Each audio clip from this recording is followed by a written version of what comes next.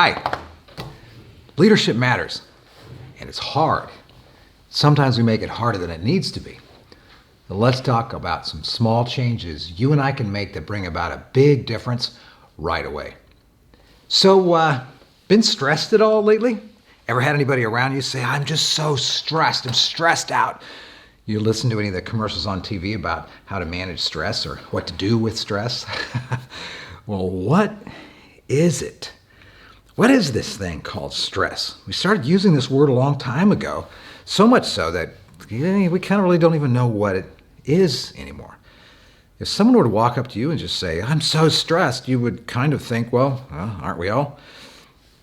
It's kind of an interesting idea. So back in about 1898, as the Industrial Revolution was really heating up, there was an architect in Boston, Massachusetts, who was putting together some buildings and wrote to some colleagues that he wanted to make sure that the buildings were placed and designed in such a way that they did not stress out the inhabitants of the building. Isn't that interesting? Then he didn't go on to describe what he meant by that. He just used it in a conversation with them, in a written communique with them. So that tells me that the people he was writing to had already started using the word stress on people. The reason I bring that up is because that's the first time we can find in Western culture that the word stress was used with respect to people being stressed in some way. Now, in the Industrial Revolution, this was kind of common to begin to use industrial words, mechanistic words on people, because people were working in very close proximity with machines, and so machines were productive or not. They had downtime, that sort of thing. Machines were stressed, and so machines would get burnt out. So we started taking all of us started taking those terms and using them on people as well. Stress was one of the terms of the day that started to be used on people. And it slowly started to work its way into our common vernacular, so that a few years later, as a few new psychologists back in the day, in the early 1930s and all the way up through the 1940s, began to study human performance under immense amounts of pressure, they started using the word as well, stress, when it came to people. One of these amazing psychologists interviewed over 5,000 people to find out how they responded when they were under this pressure called stress. And he's the one who came up with the original idea that we now understand called the fight or flight response. More about that in a minute. He didn't, however, in the beginning of his research with those people, use the word stress. He actually used the word fear. There. That's the whole point of this video that I want to share with you. Stress is fear. Understanding that and doing a couple things I want to show you is what I mean by a small change that brings about a big difference right away. So as a leader or a manager or a supervisor of people or someone who is an influencer of people, it's really important that you and I get this idea that stress is fear. It doesn't create fear. Stress doesn't create fear. It is fear. So they are synonyms. I understand, by the way, why we had to come up with another word for fear, because pre-industrial revolution, before people started flocking to the cities, working closely together in mechanistic kind of environments, packed together with all the good that brought and all the bad that brought, the concept of fear was like someone sneaking up on you and shooting at you, or it was like a bear in the woods kind of charging you. That would be the idea of fear. And that was the kind of fear a lot of folks would experience. But then when we moved into close proximity, got more and more connected, and our cultures began to change, we needed to come up with a word that helped describe that kind of fear that isn't a boo and then goes away kind of fear. It isn't a surprise and then, and then it goes away. It's not that at all.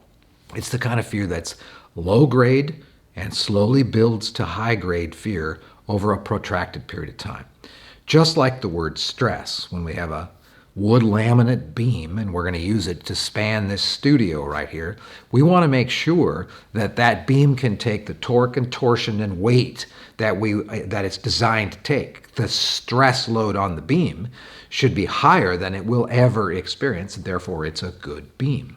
That's really understandable that then we would use that word on people. Stress is, however, fear. It's not something different than fear. So because of that, because we moved away from using the word fear and toward the word stress, I think we kind of lost our ability to manage fear. Back to this conversation. If someone were to come up to you and say, I'm stressed, you'd probably think, well, aren't we all, right? You'd probably advise them to take some time off or take a vacation or exercise or something like that. Those are great. But you really wouldn't have a lot of helpful advice for them. If that same person came up to you and said, I'm afraid, wouldn't you ask them a question? Wouldn't you ask them, what are you afraid of? And then if they said, I don't know, it's just a general malaise, it's just a general feeling of just the things and stuff and things, you probably wouldn't let them get away with that. You'd probably, if you cared, you'd probably stick with them long enough that you'd get them to describe to you what they are afraid of. So here's the tip. If you and I are going to manage stress better, first we need to realize that it's fear. And the moment we begin to realize and understand or become aware of, that's a better way to say it, the physiological side of stress, which is fear, the moment we notice the physiological side of stress, then we need to ask ourselves the question, what am I afraid of? Now let me show you a little bit about what's going on neurologically so that you can understand how important this is to do that simple thing I just described. When our brain is functioning, we're awake, we're dividing everything we perceive, simplistically, we're dividing everything we perceive into two basic buckets. A reward bucket, potential reward bucket, or a potential threat bucket. Everything we see. And if we see something, perceive something, imagine something, and we think it's a reward, our brain will slowly try to engage around that. If, however, we think of something or perceive something or see it or hear it or imagine it as a threat, our brain will function thousands of times more quickly if we think of something as a threat, and it will kick us into fear mode. A bunch of things start to happen, a bunch of things cascade throughout our system. The first thing, you'll probably notice something physiologically.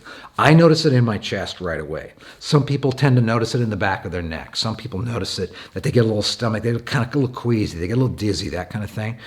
However you notice it, whatever happens right away, it's because of a cascade of neurological processes, neurochemical processes to be accurate, that are happening in our body in seconds. One of the first things that happens is if we think of something as a threat, we will lock onto that threat in our mind. The capillaries on the surface of our skin throughout our body will constrict. They'll pull the blood away from the surface of our skin. Because if that's a threat, it could be as basic a response as our supervisor walks by and says, hey, we need to talk tomorrow, and then walks away.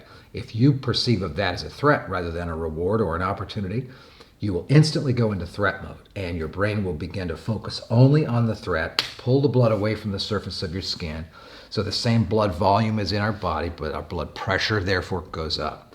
In a second, our hearing changes from being spherical, we can hear everything from every angle around us, to conical. Our hearing only works, it's a better way of saying it, in the direction of our perceived fear.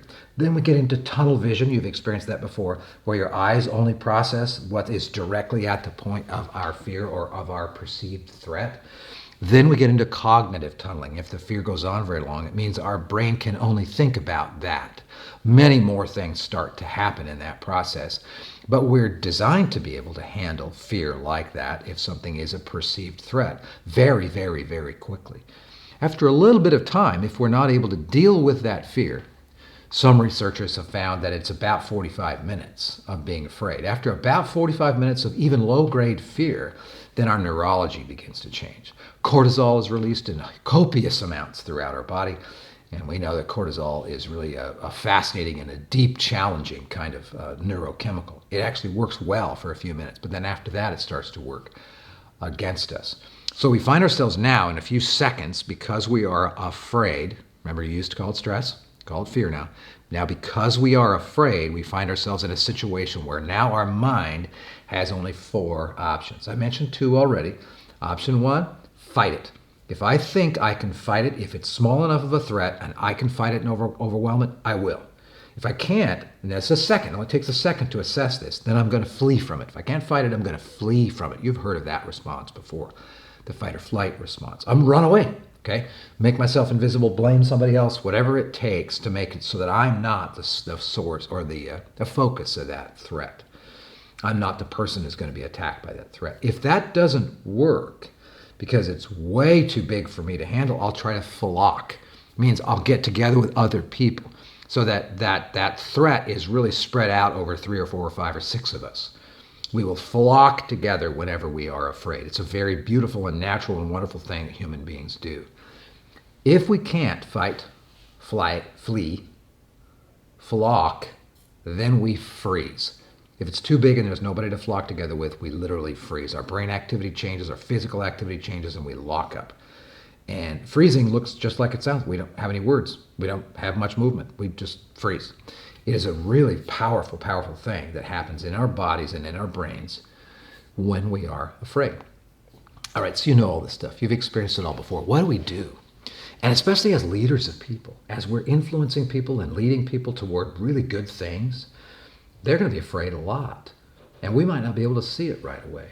But if we can prompt the question, if we notice people are stressed, which is fear, then let's put into play this simple but incredibly powerful way of bringing about a big change right away. Here it is. Recognize the physiology.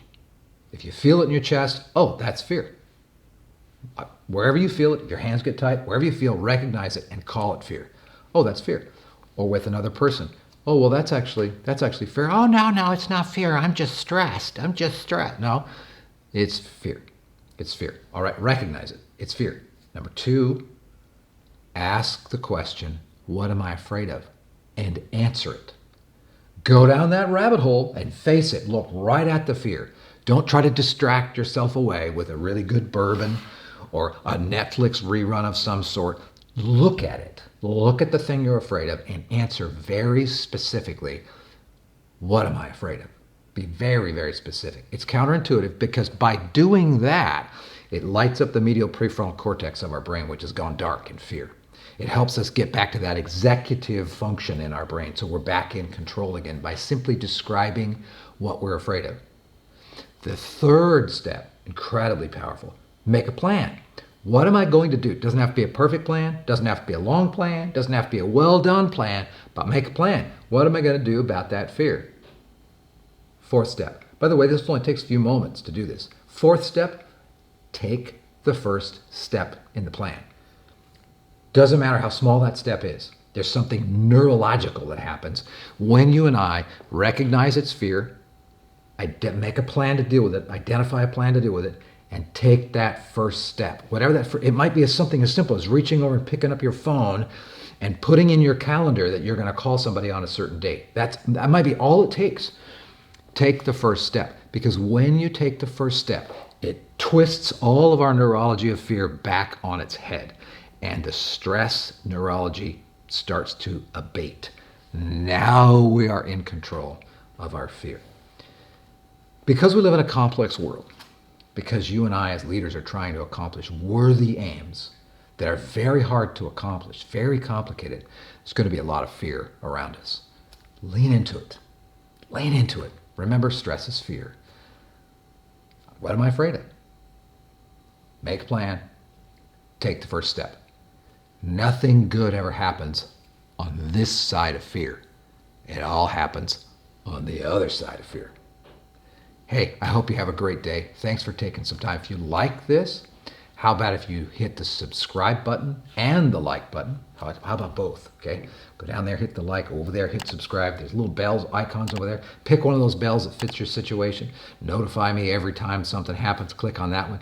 You'll get an email that says, hey, there's a new thing that came out. This is part of the HILT Academy, and we have a whole bunch of wonderful things coming your way. HILT Academy is the High Impact Leadership Training Academy. And you can be a part of that academy. Just click on the links below and you'll find out more about it. Hope your day is going well. You're doing good stuff. Keep up the good work.